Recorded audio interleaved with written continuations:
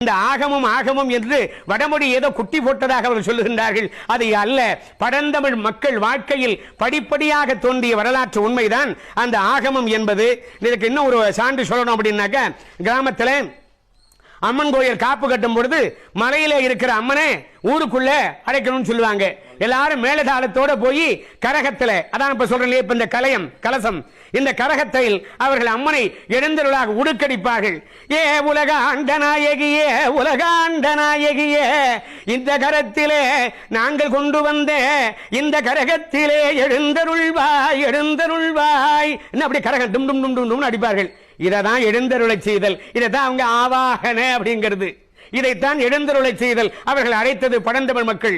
இதற்கு அம்மன் குடியடைத்தல் என்று பொருள். அவரை திரும்ப திருவிழாலாம் முடுங்கி அம்மன் மலையேறுதல் என்று சொல்லுவார்கள். இதெல்லாம் பழந்தமிழ் வரக்காறு. இதில் இருந்துதான் ஆகமம் உருவாகிற்று. இன்னும் சொல்ல போனா 4 வீதிகள் கூடுகின்ற இடத்துல ஒரு கம்பத்தை நடுவார்கள். அதை கந்தடின்னு சொல்லுவாங்க, கந்துன்னு சொல்லுவாங்க.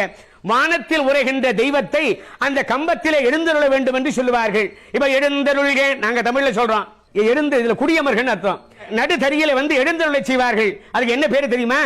திருநிலைப்படுத்தல். திருநிலைப்படுத்தல் பேரு. எப்ப உள்ள சொல் இது? 1000 ஆண்டுகளுக்கு முன்ன உள்ள சொல். இந்த வழிபாட்டு முறை தமிழிலேதான் இருந்தது என்பதற்குத்தான்